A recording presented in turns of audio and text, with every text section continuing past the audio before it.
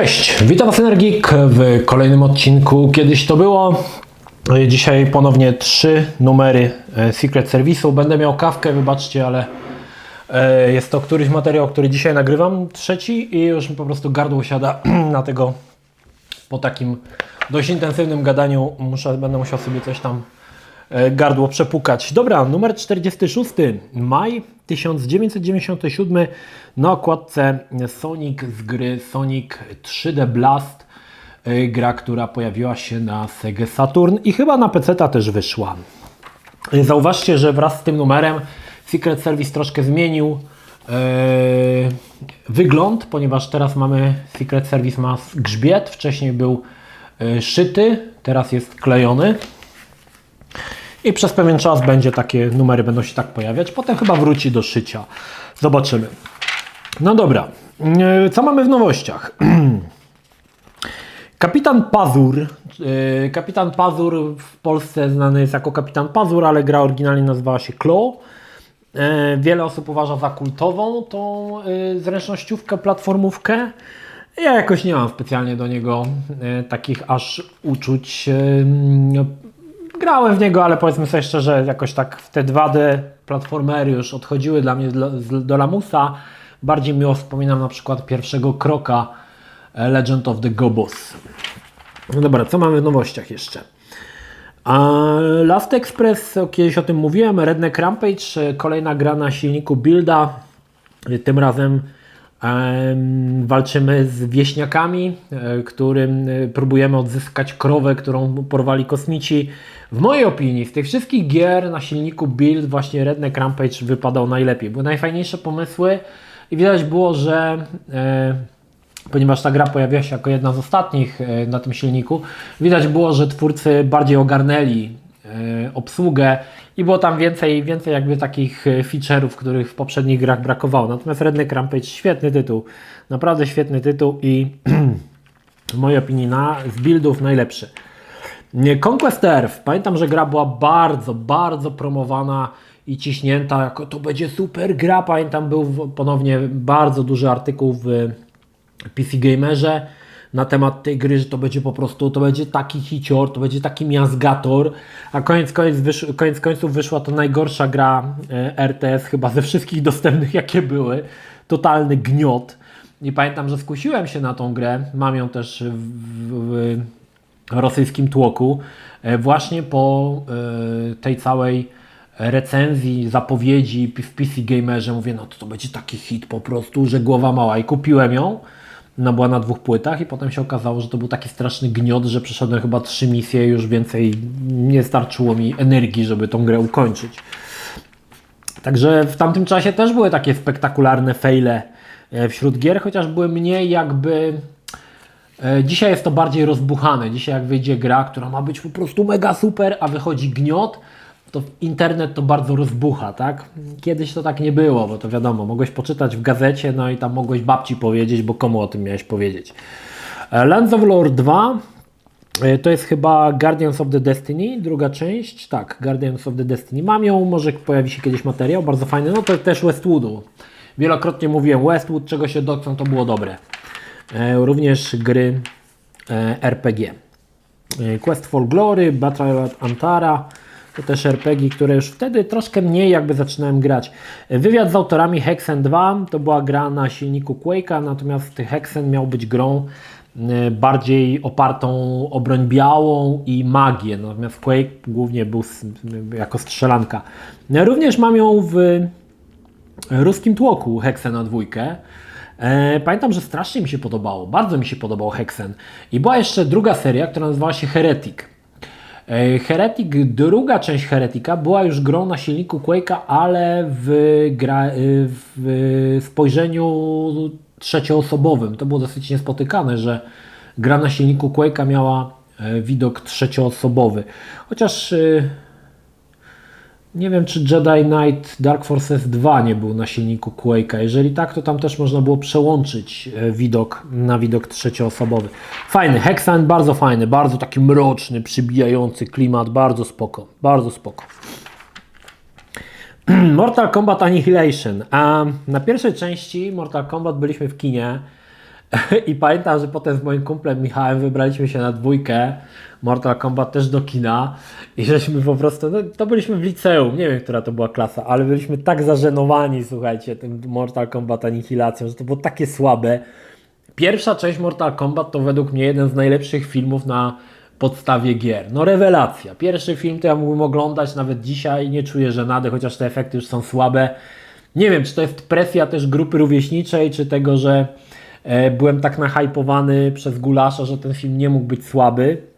Natomiast dwójka, no to jest już taki gniot po prostu okrutny, że głowa mała, nie? Jakieś takie w ogóle, nie wiem co się stało, bo są ci sami aktorzy, chociaż chyba Christopher Lambert nie gra już jako Raiden, ale to po prostu no syf straszny, straszliwy, nie? No i Tekken trójka, to jest na razie Tekken oczywiście w zapowiedziach i jak widzicie tutaj mamy kilku jakichś Japończyków grających na automatach, no wtedy Tekken to był kult. No trzecia część, która miała się pojawić, to będzie jedna z najważniejszych bijatyk na PlayStation, także z bijatyk mamy Fighters Mega Mix. Jest to gra, która pojawiła się na Sega Saturn. Wzięto po prostu postacie z różnych bijatyk z Segi i zmiksowano w jednej bijatyce, więc pojawiły się tam postacie z Virtua Fightera, z Fighting Vipers i jakieś postacie jeszcze, czekajcie, zerknę. W zasadzie to postacie z Virtua Fightera i z Fighting Vipers i to w zasadzie wszystko. Aczkolwiek pojawiło się kilka dziwacznych postaci, bo między innymi można było grać samochodem z Daytona USA, co było w ogóle totalnym jakimś odpałem, albo takim misiem, jak widzicie tutaj. Natomiast problem był taki, że o ile miś pojawił się chociażby w Tekkenie 3, taki panda, o ile dobrze pamiętam, to problemem było to, że ta postać nie miała żadnych ruchów. Była wrzucona po prostu nieruchomy model postaci, którą można było sterować. Było to dosyć słabe, bo wszystkie ciosy specjalne, ona była po prostu nieruchoma, nie ruszała się. Natomiast walka na przykład samochodem z Daytona USA, no tak jak możecie się domyśleć, no wyglądało to totalnie żenująco. Więc to były w ogóle jakieś dziwne pomysły, ale to były postacie ukryte. Ogólnie te wszystkie postacie dziwaczne były ukryte. Na przykład była jeszcze taka postać, która była palemką z loga Team AM, czyli tego teamu, co robił Virtua Fightera. Oni mają w logo mają taką palemkę i jest napisane AM i tą palemką można było grać. No bzdura, no bzdura totalna, ale też takie rzeczy tam się pojawiały właśnie. FX Fighter Turbo, no to druga część FX Fightera, no wznowiona jakby część FX Fightera, tam jakieś nowe postacie, nadal tak samo żenujące i kiepskie jak wcześniej, nie polecam FX Fighter, jedna z najgorszych według mnie bijatyk 3D prób dorównania kosiorom z konsol, żenująca próba wręcz. Perfect Weapon nie grałem. Rocket Jockey nie grałem. Jack Rabbit, Jack Rabbit, god damn it. Też kultowa strzelaninka z zielonym królikiem. W dwójkę może nie grałem, ale w jedynkę się sporo grało, bo to była gra shareware, która gdzieś tam sobie krążyła na dyskietkach. Fajny tytuł, taki sympatyczny, aczkolwiek no nie jest to jakaś gra, którą darzę szczególną sympatią, żebym miał dzisiaj do niej wracać. Raczej nie. NBA Jam Extreme, no to jest ta wersja, którą mówiliśmy w poprzednim odcinku na PlayStation, tylko tutaj przeniesiono oczywiście na PC-ta. I to w zasadzie było to samo. NBA Hang Time, to niestety nie znam. Kapitan Quasar. O Kapitanie Quasar gdzieś tam ten materiał o tej grze oglądałem w jakimś Escape'ie, czy innej takiej jakiejś, w innym takim magazynie telewizyjnym o grach. Nie zachwyciło mnie to za bardzo, także nie było to nic ciekawego. Również Tracera nie kojarzę tej gry. Scarab. Nie znam. Dlaczego teraz coraz częściej słyszycie o grach na przykład, że nie znam? Bo gier w którymś momencie zaczęło pojawiać się coraz więcej. To nie jest to, co teraz, że gier jest mega dużo, ale był taki moment, że wyczuli twórcy, czy też pojawiało się coraz więcej deweloperów, że gry to dobry interes i że warto w ten biznes iść, więc gier pojawiało się więcej i one były dosyć kiepskiej jakości ogólnie.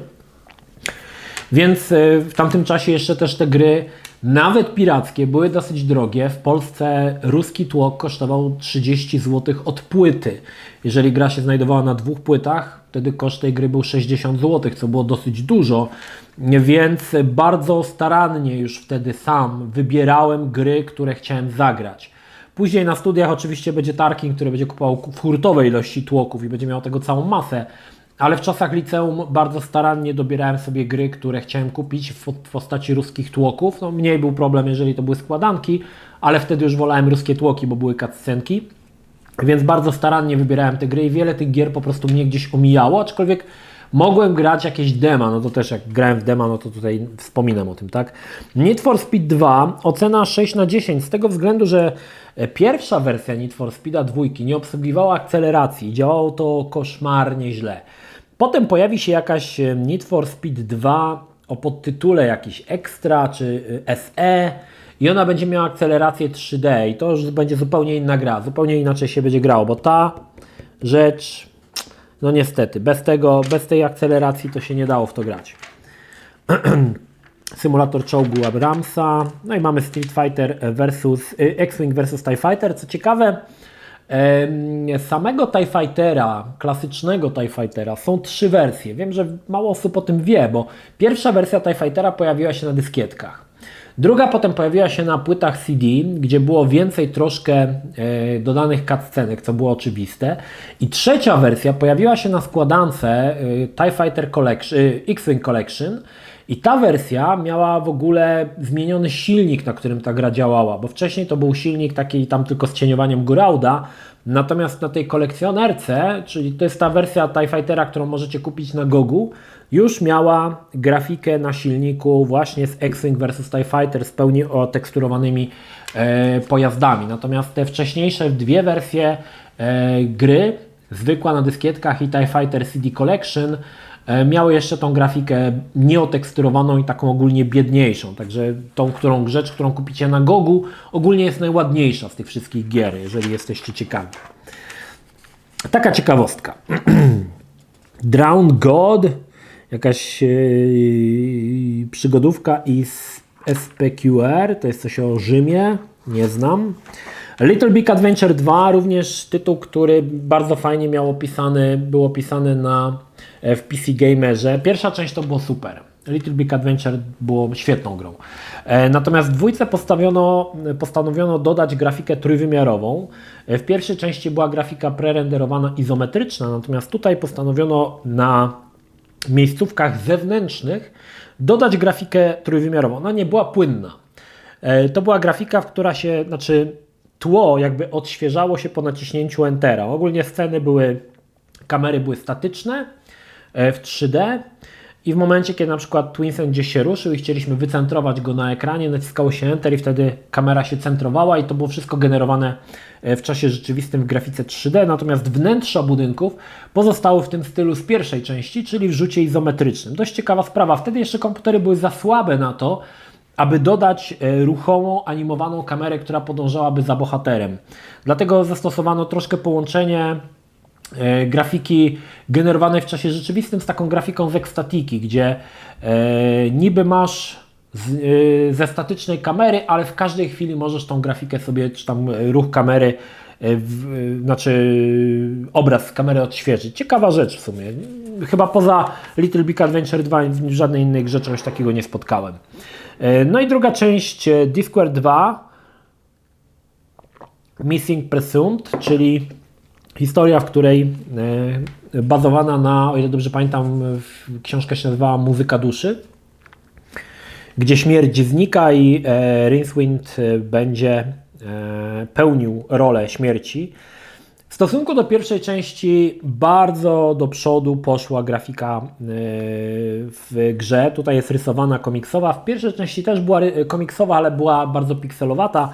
Tutaj już po prostu elegancko zanimowana, no świetnie.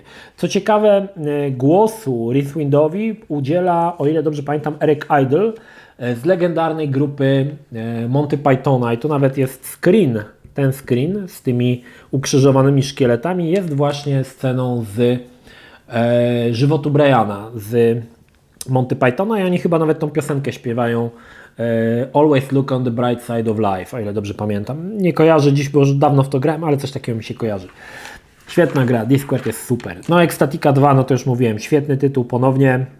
Dla tych, którzy nie oglądali mojego odcinka z To było grane, gra była o tyle dziwnie wykonana, że była to Ecstatica 1 i 2, to były chyba tylko dwie gry wykonane na tym silniku i to był silnik, gdzie postacie składały się, czy też wszystko w grze składało się z elips i z kul.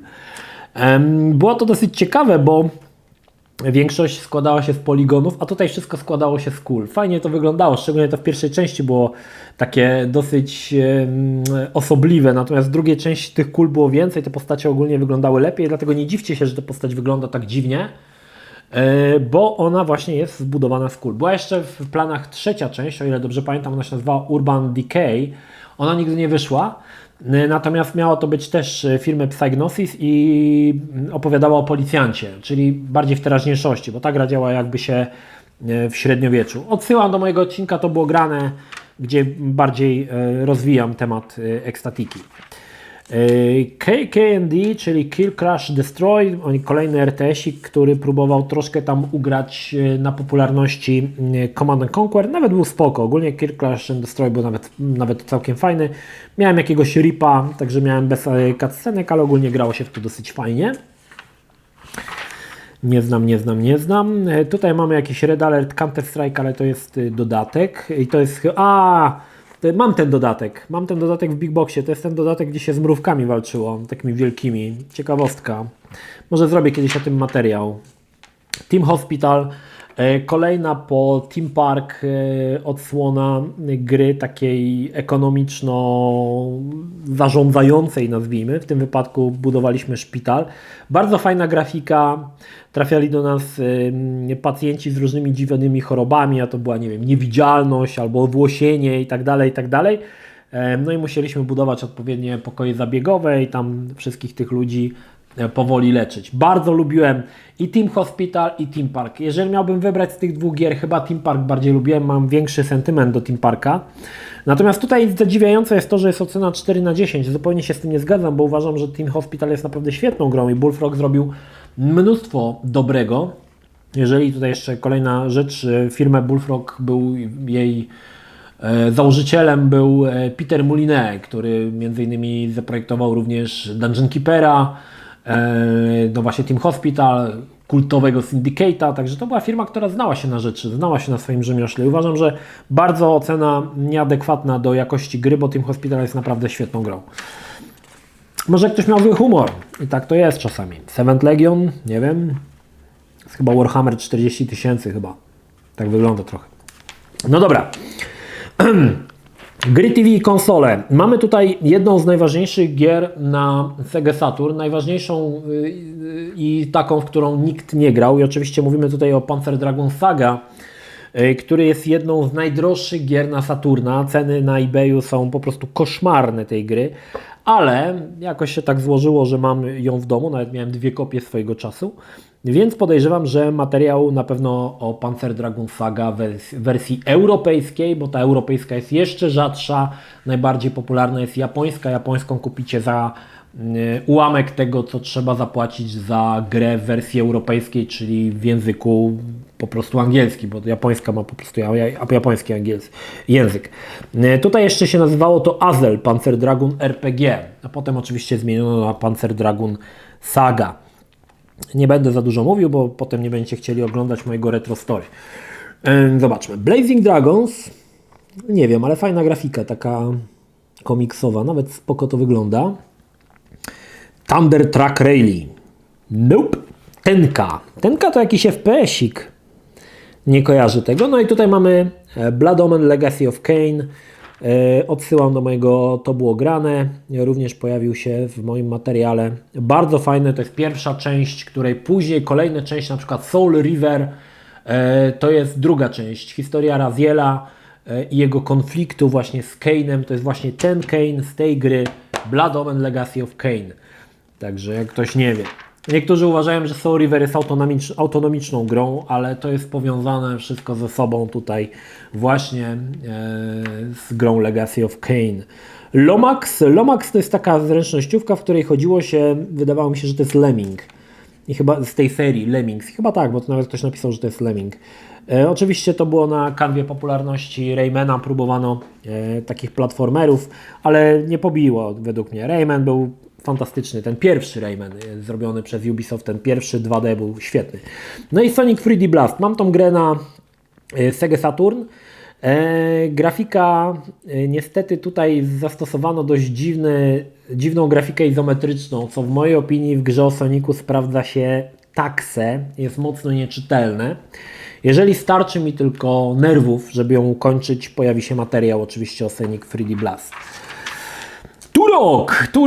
Turok wyszedł na Nintendo 64 jako jeden z tytułów startowych, ja natomiast grałem w wersję na PC-ta i na PC-cie to była też jedna z tych gier, jedna z pierwszych gier, które obsługiwały akcelerację 3D na Monsterze. Turok był świetny. Pierwszy Turok, pamiętam, że grafika robiła potworne wrażenie. Przeciwnicy, którym wylatywała krew, kiedy dostali z łuku, no to była sieka, nie? Ale myślę, że seria rozwinie skrzydła przy drugiej części, Turok 2, który w mojej opinii jest jeszcze lepszy, bo pierwszy trochę tam miał bardzo, ponieważ Nintendo 64 nie miała aż takiej mocy, więc zastosowano tam fog, czyli mgłę. Zakres widzenia był dosyć niewielki i to według mnie było dosyć słabe, przez co gra po prostu w tle była taka pusta, tam nic się nie działo, ale ogólnie Turok robił wrażenie jako gra, która, no to był port z Nintendo 64, ale pod kątem grafiki, animacji, płynności robił wrażenie. Turok naprawdę spoko. Dobra, jakiś apokalips, wideokonferencja, pierdoły. Evil Doom. Wygląda srogo. Tu mamy, nie wiem, czy to jest Conan Barbarzyńca, czy to jest Torgal. Chyba sami nie wiedzieli, co to jest.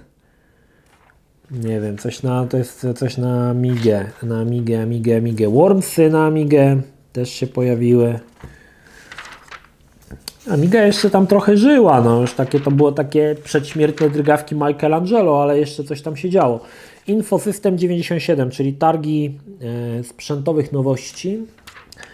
No wrócił X-Files, mamy tutaj jakieś zapowiedzi, zobaczcie, ktoś z foty zrobił telewizora. Oni wtedy tak robili kiedyś w wywiadzie, mówili właśnie, że tak czasami robili właśnie, że robili zdjęcia telewizora i tutaj właśnie są zdjęcia telewizora, nie? Sezon 3, odcinek 2, który wrzucili na telewizor, pyk, fota jeszcze tu się odbija, nawet chyba ta lampa błyskowa. Wywoływali te zdjęcia, skanowali i wrzucali do materiału. Kiedyś to było. Teraz mamy te wszystkie cuda techniki, że ci zdjęcia robią tego, kiedyś tak nie było. Manga News.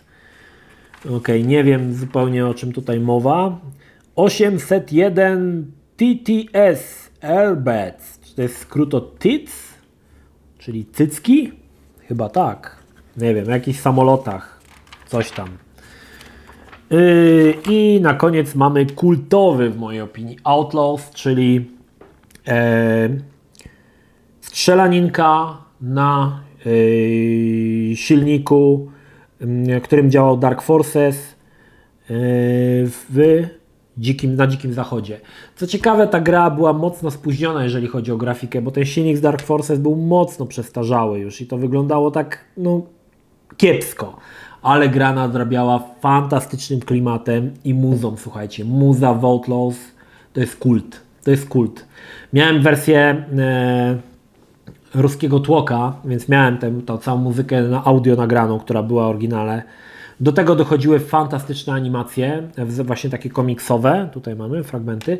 Komiksowe animacje, no wszystko było spięte według mnie na ostatni. I to pokazywało właśnie gra, że nie musi być jakaś super ekstra nowoczesna grafika. Można nawet na jakimś starym silniku zrobić grę, ale połączenie muzy z dobrymi pomysłami dawało naprawdę fantastyczny tytuł. I Outlaws był właśnie taki. Gra, która była przestarzała w momencie, kiedy wyszła, ale i tak grało się w to fantastycznie. Bardzo dobra gra. Dobra. Czerwiec 97 i na okładce mamy laseczkę z Fighters Megamix. Dobra, co my tutaj mamy? Pod. Mówiłem o tym, to taki był symulator samochodzików, który działał chyba w 60 ramkach, o ile dobrze pamiętam, i gra była zrobiona pod Pentium MMX. Jak miałeś Pentium MMX, to mogłeś sobie odpalić. Gra nie była za dobra, ale działała płynnie. Pierwsze zapowiedzi Quake'a 2, wtedy jeszcze nie wyglądał ten Quake tak kolorowo jak wyjdzie, że już będzie taki kolorowy. Wyglądało to trochę jak na silniku z pierwszego Quake'a, czyli tak szaroburo. Oczywiście to się z czasem zmieni. Shadow Warrior, gra, która też dwie części pojawiły się stworzone przez polską firmę Raven. Shadow of the Empire wersji na PC. Oczywiście z obsługą akceleratora 3D. Zapowiedź Broken Sworda 2. Nie jestem wielkim fanem Broken Sworda, ale jestem ciekawy, jak Wy uważacie, czy pierwsza część była lepsza, czy druga, jeżeli graliście. W sumie zawsze mnie to ciekawiło. Nie byłem wielkim fanem Broken Sworda, nie wiem dlaczego. To były spoko gry, ale nie tak dla mnie kultowe jak gry na przykład LucasArtsu, Maniac Mansion, czy inne te tytuły, Monkey Island. Zapowiedź Fallouta, słuchajcie, pierwszego Fallouta, który... Fallout pierwszy chyba pojawił się też na płycie CD Action jako pełniak, o ile dobrze kojarzę. No Fallout to był kult, nie? To była taka gra, która po prostu zmieniała w zasadzie całą branżę, nie? Jak to zostało zrobione. Świetny tytuł. Ultima Online, więcej sobie Książę i Tchórz było grane, mogliście obejrzeć. Polska przygodówka od Metropolis z świetną komiksową grafiką w stylu właśnie King Questa 7. To było w Polsce coś nowego, z taką grafiką zrobić taką przygodówkę, to było coś nowego i to wyglądało świetnie. No i Conquest Earth, kolejna gra, o której żeśmy mówili, że to straszny gniot. Tutaj też zapowiedź. Warlords, dalej Sega, znaczy ten CD, zobaczmy Zbijatyk. Zbijatyk, tutaj mówiłem chyba to, że zawsze Secret Service'a zaczynało się od Combat Corner, bo to były najlepsze strony w Secret Service. Co tam Gulasz znowu nowego grał? I tutaj mamy Battle Arena Toshinden. Niestety w Toshindena trójkę nie grałem i w dwójkę też nie grałem. Jedynie grałem w pierwszą część Toshindena, a to dlatego, że pierwszy Toshinden pojawił się port na PC-ta, więc to była jedna z takich, obok Virtua Fightera, była to jedna z takich bijatyk z prawdziwego zdarzenia, z konsol, ale sprawdziło się to, co już mówiłem wielokrotnie. O ile fajnie się grało w tego Toshindena na PC-cie, to ustępowało to radości, kiedy grałeś na konsolę. Miałem okazję w przybytku rozkoszy zagrać w Toshindena na PlayStation i to były dla mnie zupełnie inne gry. Na PC-ta grało się taksę i nagle zasiadasz na konsoli, przy PlayStation i ta gra się zupełnie różni, że jest w ogóle o wiele bardziej się tym jarasz, jest w ogóle większy fan z tej bijatyki, także ciekawe. X-Men Children of the Atom. Spędziłem masę czasu z tą grą. Jest to oczywiście gra z automatów. Na kanwie tej gry powstanie potem Street Fighter vs X-Men, Marvel vs Capcom i tak dalej. Cała masa przeróżnych bijatyk, gdzie będą się ścierały postacie Marvela i na przykład Capcomu. Bardzo dużo tego wyszło na systemy CPS 2 głównie. No, tylko na systemy CPS 2. No potem pojawia się Marvel vs Capcom na przykład już na PlayStation 3 i chyba jakiś tam port na PlayStation 4, ale te wszystkie wcześniejsze wersje były dwuwymiarowe i działały na systemach CPS 2. Bardzo fajna bijatyka, no przede wszystkim były postacie Marvela. Ja wtedy jeszcze jarałem się komiksami z TM Semika, także miałem tu postacie z X-Menów, które doskonale znałem, tak? Oni mieli dodatkowo te super ciosy. Niektóre z postaci, które występowały w grze, na przykład Sentinel, no to zajmowały, słuchajcie, cały ekran. To były tak ogromne postacie, że głowa mała, nie? No świetny tytuł, słuchajcie. Spędziłem nad nim sporo czasu. Największe kombosy mi się udawało zawsze Icemanem wykonywać, bo on miał taki cios specjalny po naładowaniu paska energii, że rzucał tak jakby kulami śnieżnymi na całym ekranie. Także tam można było wykręcić jakieś chore ilości ciosów, jeżeli dobrze się ustawiło. Także dobry tytuł. Choć wybór niektórych postaci jest, powiedzmy, no taki se. No, Silver Samurai, wtedy nie znałem za bardzo Silver Samuraja, bo on się pojawił w późniejszych odcinkach z X-Menów, więc wydawał mi się ciężki i słabym pomysłem. Tu jakiś Iron Blood, Warriors of Ravenloft, słuchajcie, 2/10 ocena, bijatyka. Musi być srogie. I tu mamy Street Fightera trójkę. Street Fighter trójka pojawił się na systemach CPS-3. Długo tego systemu nie mogli złamać, w końcu go złamali. Na tym systemie pojawiły się tak naprawdę 6 gier na systemie CPS-3, w tym 3 Street Fightery, 3 odsłony Street Fightera trójki. Był Second Impact i chyba Third Impact i Street Fighter 3. Pierwsze, co się rzucało w oczy, to była niesamowicie płynna animacja dwuwymiarowa. Naprawdę ilość klatek względem, to chyba nawet jest. Street Fighter Alpha 2 animacja Ryu rzucającego Firebola składa się z 5 klatek. W Street Fighter 3 ta sama sekwencja ma ich aż 15. Wiem, że to się wydaje niewiele, ale to było widać, słuchajcie. I wierzcie mi, że w grafice 2D zrobienie gry, tam nie wiem, animacji 5 klatek a 15 dawało gigantyczną różnicę. Jak się to zobaczyło w ruchu, jak to płynnie działa, to naprawdę robiło wrażenie. Street Fighter 3, jeżeli chodzi o grafikę w bijatykach 3D, w mojej opinii była to jedna z najlepszych gier dwuwymiarowych.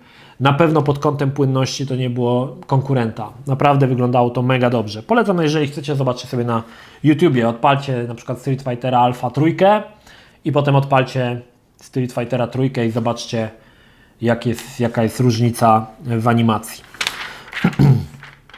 Riot, NCA 97, okej. Helikopsa grałem, miałem go na jakiejś składance, to się takim helikopterkiem latało i strzelało do jakichś bandziorów, do innych stateczków, tak, trochę taka popierdółka. Alpha Storm, nie mam zielonego pojęcia. Genome, nie wiem. Reloaded, 4 na 10. Ja bym dał z 1 na 10. Ta gra była totalnie syfiasta. Nie wiem, co się stało. Nie wiem, co nie pykło, słuchajcie. Wydaje mi się, że nie pykło to, że dwójka miała dosyć dużo otwartych terenów, a jedynka działała się na początku w tym szpitalu, w tym psychiatryku. To wszystkie były zamknięte, ciasne pomieszczenia i to wydaje mi się, że budowało klimat.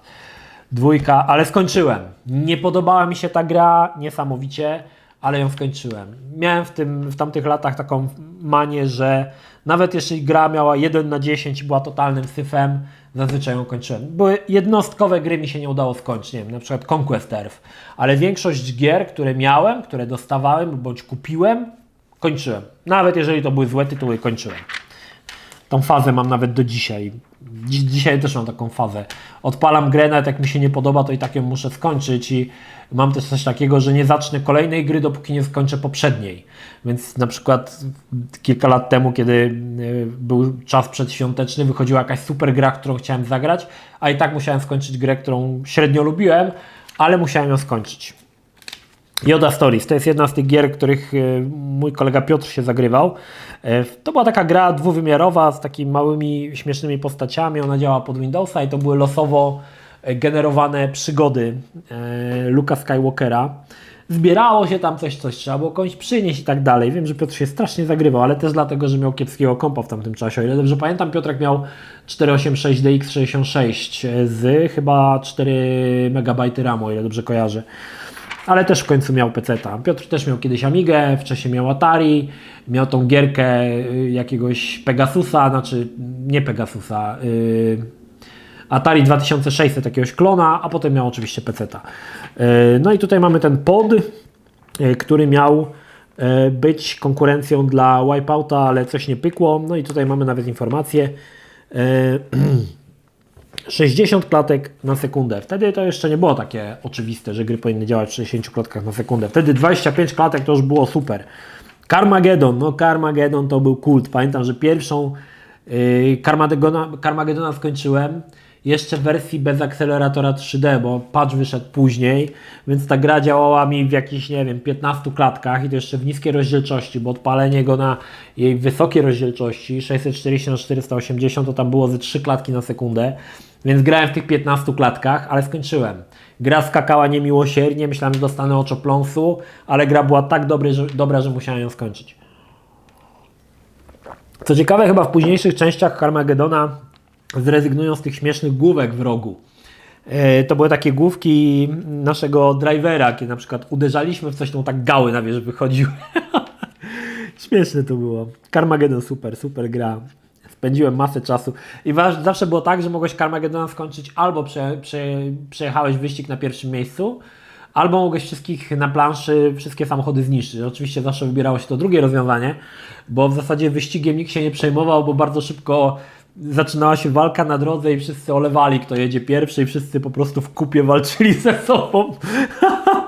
A niektóre akcje to zapamiętałem do dzisiaj, na przykład jak rozpędzony na pełnej tej jadę, uderzam w samochód i przepoławiam go na pół, nie? Że w ogóle odpada mu przód się to były naprawdę niesamowite rzeczy. Fajne. No i to rozjeżdżanie tych ludzi, tutaj babcie na tym z balkonikiem można było rozjechać, to były czasy. No i Interstate 76. Pojawił się u mnie, w to było grane. Bardzo fajny symulator samochodu ze strzelaniem. Niesamowicie lubię Interstate'a. Nawet dzisiaj uważam, że jest to świetny tytuł z świetną muzyką z lat 70., z klimatem lat 70. Wrócimy do Interstate'a 76 niedługo w serii to było grane, ponieważ przypomniało mi się, że mam jeszcze Nitro Pack do Interstate'a, czyli dodatkowe misje, które niestety nie pojawiły się w to było grane, także na pewno do Interstate'a wrócimy. Druga część, Interstate 82, no już nie była taka dobra, działa się co prawda w latach 80., więc była mi jakby bliższa, ale i tak chyba 76 bardziej mi się podobał. A10 Kubajew, A18 Hornet, Command 3, Comancha trójkę mam w wersji ruskiego tłoka. Kupiłem ją dlatego, że grałem w pierwszego Comancha. Pierwszy Comanch był ten Maximum Overkill, był grą, którą robiła spore zamieszanie przez to, że miała świetnie zrobione miejscówki, które były zrobione na wokselach. Czyli te tła były jakby takie znaczy one były trójwymiarowe. No i oczywiście przez to musiałem kupić też kolejnego Comancha. Nie pamiętam, czy tutaj też były wokselowe tła, chyba tak. Fajna taka arcade'owa, można powiedzieć, strzelanka z helikopterem, ale skończyłem ją również na ruskim tłoku i sprawiało mi masę przyjemności. Timelapse Callahan's Cross Time Saloon, nie znam. Shivers 2 również nie kojarzę, znaczy kojarzę grę, ale nie grałem. No. Tak jak mówię, to już bardziej dobierałem sobie te tytuły, które chciałem kupić. Nine, Betrayal at Antara, niestety nie grałem w to, też nie. Dungeon Keeper, ponownie odsyłam do mojego odcinka, to było grane, legendarna gra od Bullfroga i Petera Molineux, gdzie tak naprawdę byliśmy złymi. To tak naprawdę była troszkę takie umowne, bo owszem, sterowaliśmy potworami, ale to była tylko kosmetyka tak naprawdę, bo równie dobrze ci potwory mogły być bohaterami i wykonywać te same czynności. W każdym razie rozbudowywanie lochu, zbieranie pieniędzy tymi małymi impami, trenowanie rogatych rozpruwaczy, czy tych grubasów pierdzących, no magia. Jak dla mnie Dungeon Keeper był świetny. Do tego jedyny raz w historii mojego kanału pochwalę polską lokalizację, która była mega dobrze zrobiona i faktycznie więcej radochy mi sprawiało granie po polsku niż po angielsku. Także pod tym kątem gra idealna, świetny tytuł. Oczywiście to było grane, chyba druga część się nie pojawiła, ale oczywiście nie znaczy to, że się nie pojawi, bo się pojawi.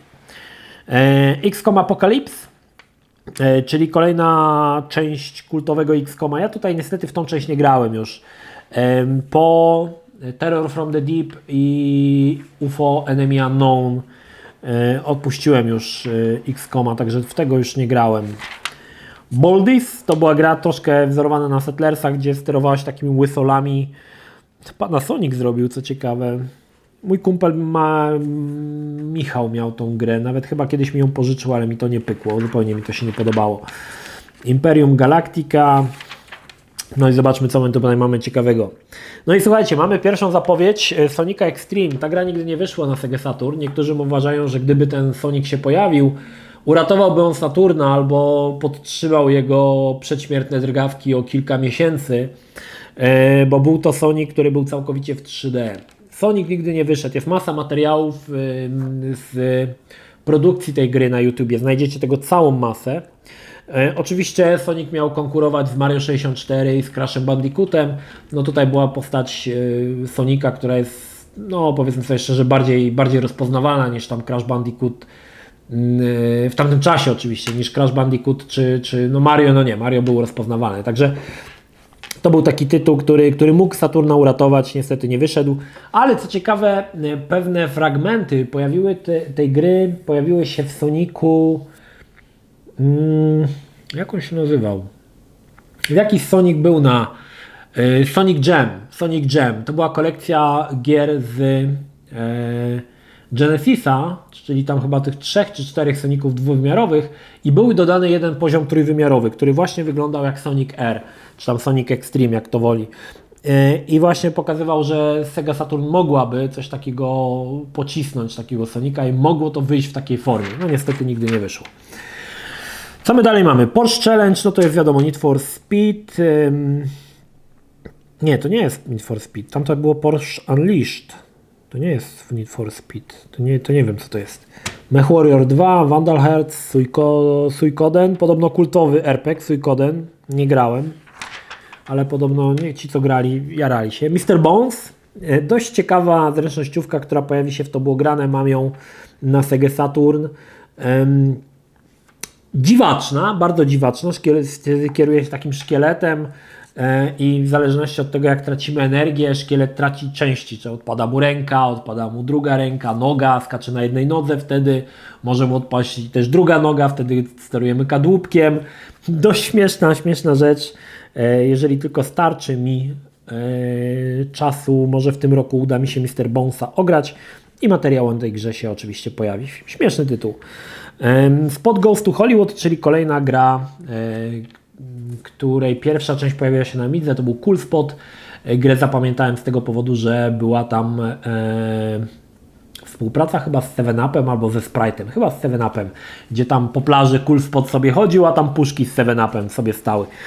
Dark Savior, również kultowa gra na Sega Saturn, podobno, nie grałem w nią, też RPG, ale podobno bardzo dobry. No i tutaj mamy drugą część Buga. Pierwszą część Buga grałem na PC-cie. Średnio mi się podobało. Bug tu chyba jest na podobnej, zbudowany na podobnej zasadzie, czy część pierwsza. Także też chyba mogę sobie tą grę odpuścić, bo mogę stwierdzić z pewnym prawdopodobieństwem, że też mi się nie będzie podobało. Doom 64, czyli Doom na Nintendo 64. Strasznie rozmazane to wszystko tutaj. Nie grałem w niego, ale widzę, że ocena 60, czyli nie za dobrze. Mario Kart 64. No to jest gra, którą gracze lubią grać w te Mario Karty. Na Wii U wyszedł Mario Kart, to chyba nawet go mam. Mario Kart 8 chyba. Dostałem go od jednego z widzów, także to jest takie no... Ja powiem tak, ja nie przepadam za tego typu odsłonami, tam Marianem tam, czy tam inne rzeczy, ale na przykład jest taka gra na podobnej zasadzie, nazywa się to Sonic All Stars, Sonic Transform chyba, Racing, jakiś taki dziwaczny tytuł, gdzie jeździ się postaciami z Segi, Sega All Stars Transform Racing, chyba tak. Jeździ się postaciami z Segi i samochody się transformują w samoloty albo w motorówki. Informacje takie niewielkie pojawiły się o tej grze, pojawiły się w Retro Story o Panzer Dragoon i muszę przyznać, że tam to mi się świetnie gra. Świetnie mi się to gra. Natomiast Mario Kart, no ta 8, pograliśmy trochę z Mariolą, ale tak... Marioli się bardzo podobało. No, muszę uczciwie przyznać, że Marioli się bardzo dobrze w to grało i uważam, że to jest świetny tytuł i akurat dla niej. Natomiast mnie tak średnio. Diamond Monster 3D, czyli mamy tutaj kolejny akcelerator i mamy porównanie. Zobaczcie, jak to wyglądało. 34 klatki GL Quake, 30 stałe ramek Tomb Raider na 3DFX-ie. No to jest oczywiście Diamond Monster, to jest ten Monster, którego ja posiadałem, czyli to jest ten 3DFX pierwszy, tak? To się nazywało Monster, ponieważ nazwa tego nazywał się Diamond Monster, więc w latach 90. w liceum, gdy chodziłem, nie mówiło się 3DFX, tylko masz Monstera? No, to już było wiadomo, no ja miałem Monstera. To było dobrze pokazane w MDK, nie? Jak się wrzuciło, 241, test, po prostu masakra, nie? No powiem Wam, że jak zobaczyłem jak to działa, ten Monster, to było piękne po prostu. To naprawdę przyspieszało gry, naprawdę je ulepszało. No to było coś, no. 3DFX w tamtym czasie zrobił ogromną karierę i do momentu chyba Woodu 3, kiedy zaczął już przegrywać wtedy z Riva TNT chyba to się ta karta nazywała, ale pierwszy Monster i potem drugi GeForce, drugi 3DFX, no to były kultowe sprzęty, to były naprawdę kultowe sprzęty i one dawały radę, no.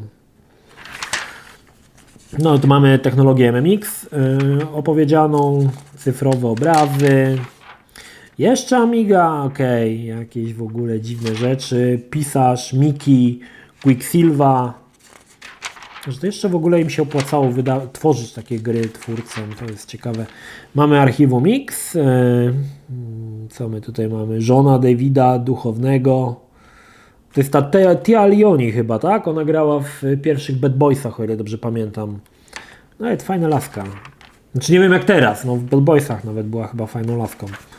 O, w tą grę grałem. W tą karciankę z Gwiezdnych Wojen swojego czasu, tak jak mówiłem, że nie, w poprzednim odcinku, że nie przepadam za karciankami, to w tą grę ktoś mnie próbował przekonać właśnie do tej karcianki, ale mnie nie przekonał. Jakoś nie podobało. Znaczy fajne, że to postacie z Gwiezdnych Wojen, screeny, to mi się strasznie podobało, ale sama gra już nie bardzo. Dobra, tipsy, triki. No i manga balanga. Manga balanga, baby. Dziewczyny, giwery, granaty. Gunsmith Cats. Ok. Nie wiem, co mam powiedzieć o tym tytule, że są to dziewczyny z pistoletami, tak? Wow. Dziewczyna z pistoletami. Srogie szaleństwo. No dobra, i na końcu mamy Redneck Rampage, no to już mówiłem. Z tych wszystkich gier na builda najbardziej lubiłem Redneck Rampage'a, miał najfajniejsze pomysły i gra była najbardziej taka wykręcona, nawet bardziej niż według mnie niż Duke Nukem 3D. Taka była naprawdę śmieszna, bardzo fajny tytuł. Dobra, trzeci numer i ostatni, 48. Na okładce oczywiście postać z Dark Earth. Gry, która pojawiła się również w To było grane. Jak widzicie, masa gier się pojawiła już w To było grane. Ja po prostu aż jestem zdziwiony, ile ja tych gier już dla Was omówiłem. A jeszcze nie zwalniamy tempa i to jeszcze nie koniec.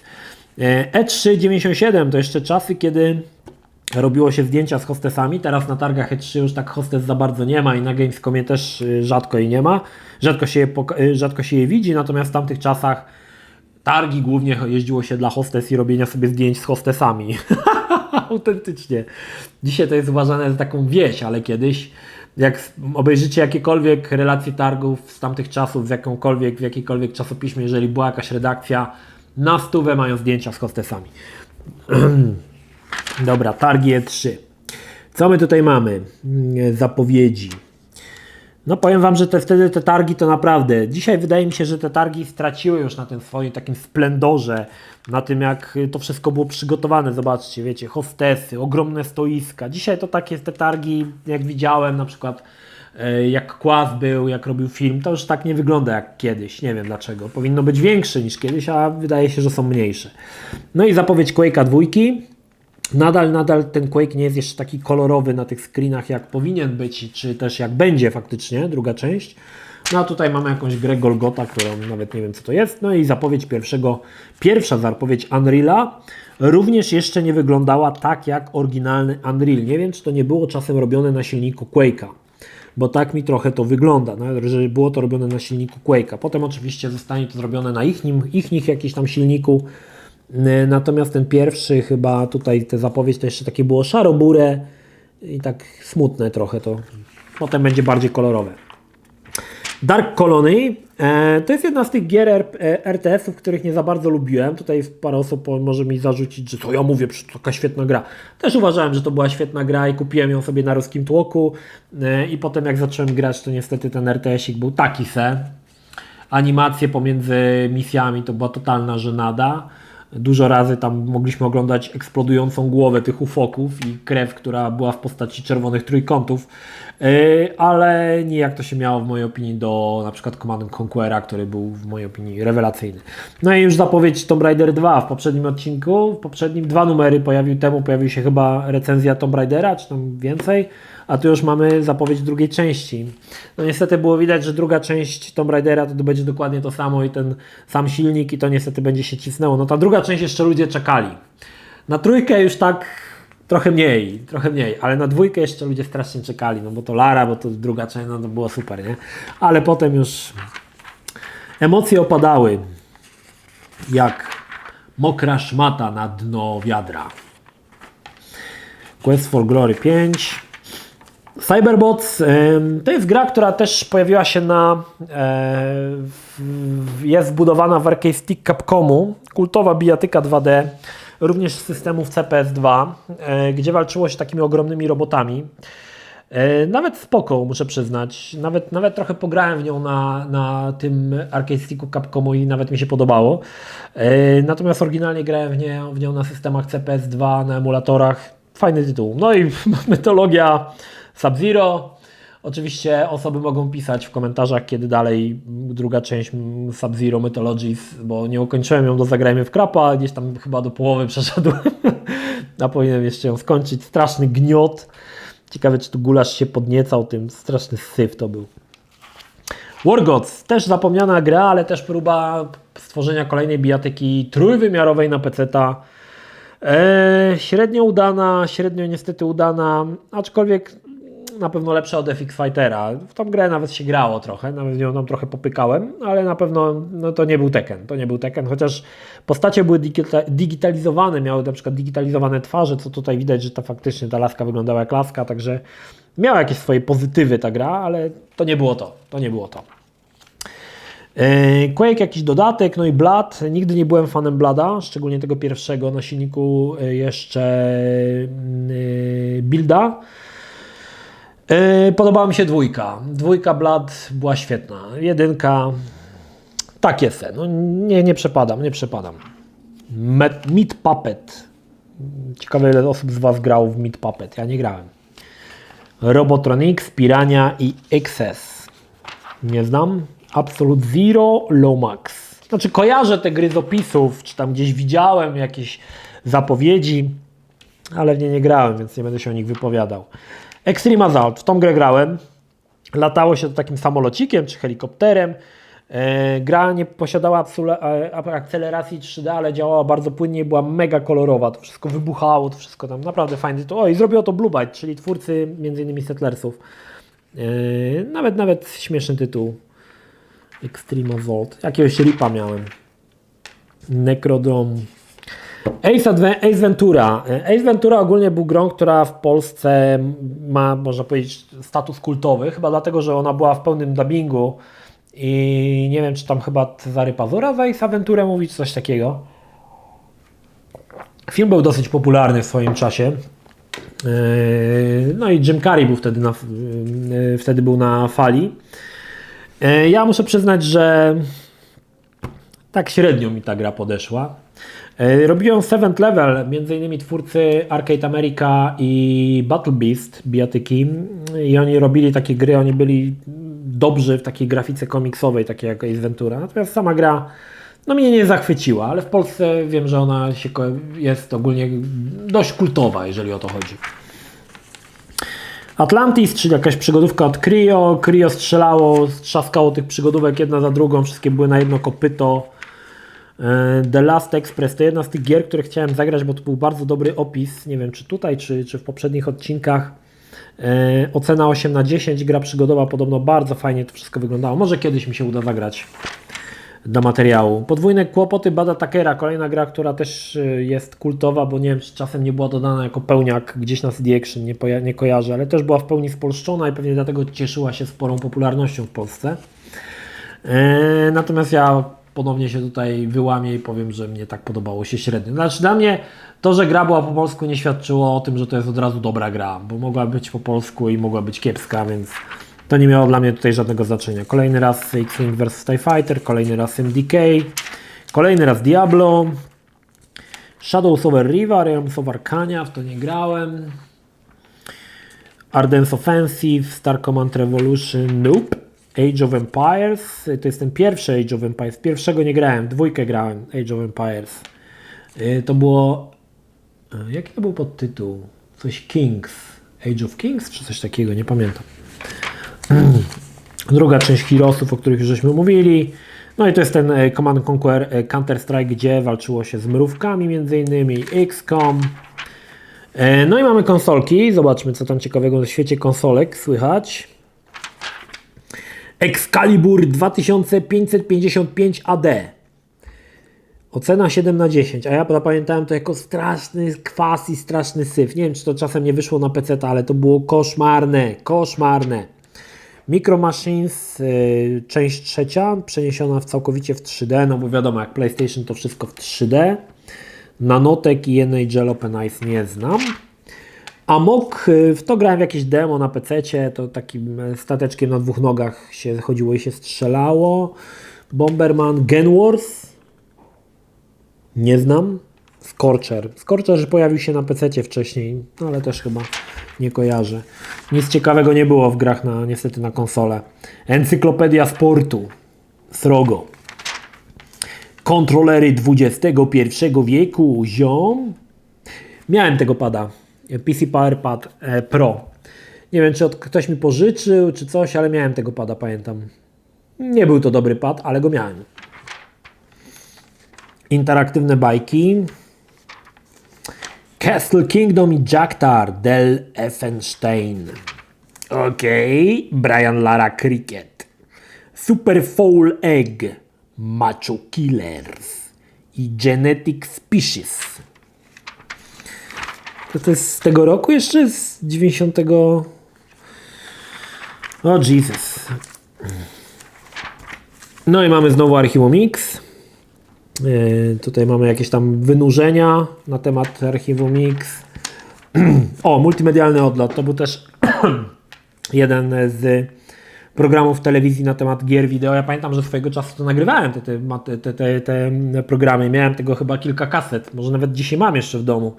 To jest o tyle fajne, że można by było to zgrać. Na przykład na YouTubie brakuje tych wszystkich odcinków, a ja miałem to nagrywałem, ja potem sobie oglądałem. Pamiętam, że chyba w Escape miałem pierwszy nagrany, co był całe właściwie przejście Królika Rogera było no to pamiętam, że to były naprawdę spoko te materiały. Muszę zobaczyć, czy je gdzieś jeszcze mam. Może jeszcze gdzieś je mam. Coś tam o Star Warsach. Warszawski Festiwal Fantastyki. Świętej pamięci Terry Pratchett. Dobra, zobaczmy, co tam mamy w mandze. Może coś ciekawego. Zachodnie mangi. Czyli to takie chyba przez Amerykanów robione, tak? Okej. A w mandze balandze mamy Sukebandeka. Skubanadeka. Nie mam zielonego pojęcia, co to jest Sukebandeka. Ale widzę, że tutaj coś jest rozrywanie fatałaczków, czyli wiadomo, jak było rozrywanie fatałaczków, to taki screen musiał się znaleźć. Sprawiało to dobrze na czytelnictwo takiego artykułu. Sukebandeka. Nie wiem, co to jest. Nie wiem i chyba się nie dowiem. Dobra, i na końcu mamy Motoracer. Motoracer swojego czasu był tym, czym Need for Speed dla samochodów. Bardzo sobie gracze cenili Motoracera, bo to było naprawdę dobre wyścigi motorów, chociaż ja ogólnie nie przypadałem. Jeżeli już miałem grać w wyścigi, to wolałem samochodami. Motory mnie tak średnio. Ale warto wspomnieć, że coś takiego było. No i na tym zakończyliśmy kolejny odcinek 3 numerów Secret Service'a. 58 minut minęło tutaj na moim zegarze. Czekam na Wasz feedback, czy chcecie obejrzeć kolejne odcinki. No i cóż, to tyle. Pozdrawiam Was, Energik, trzymajcie się, do następnego. Cześć.